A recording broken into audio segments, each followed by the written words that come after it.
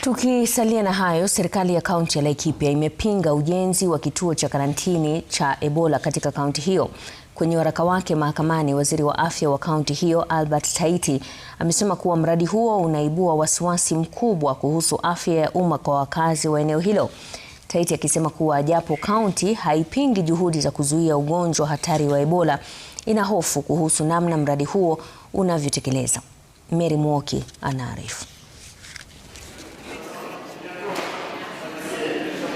Maafisa wa usalama wa kaunti ya Laikipia Jumanne walifanya mkutano na wakazi pamoja na wafanyabiashara kuhusiana na maandamano yaliyopangwa kufanyika Jumanne kupinga kuanzishwa kwa kituo cha karantini na uangalizi wa Ebola kinachopendekezwa kujengwa kaunti hiyo.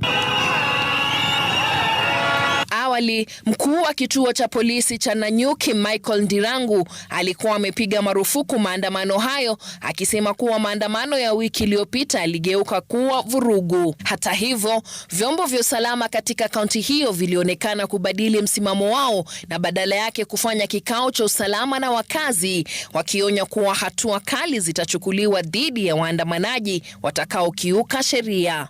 Hii maneno yote imeletwa na kusemekana Ebola iletwa hapa kwa jeshi. Hapa kwa jeshi ni dakika 10 kutoka town center. Na sisi hatujaelewa kwa nini imeletwa hapa karibu mahali kuna population ya 100,000. Tumekutana na security team na wakaaji wa Nanyuki town, wafanyabiashara. Tumesikizana sisi yote tukitoka maandamano hatutaharibu mali yetu. Kama county security team tumesema kwamba hatutaruhusu mambo ambayo yavunjaji sheria katika mji wetu. Hatutakubali katika hadhara watu kuvaa magwanda ya kiserikali, ya kijeshi na nini katika umati wa watu.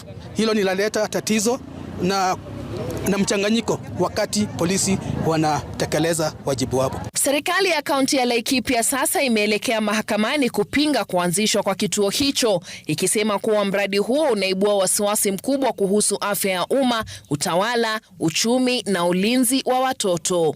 Kaunti hiyo pia imeeleza kuwa kituo hicho kitawaathiri wakazi, mifumo ya afya ya umma pamoja na miundo ya kukabiliana na dharura. Aidha, imeongeza kuwa Laikipia tayari inakabiliwa na changamoto kubwa za kufadhili huduma za afya na vilevile haina uwezo wa kutosha wa kukabiliana na mlipuko mkubwa wa magonjwa ambukizi. Mary Mwoki, Runinga ya Citizen.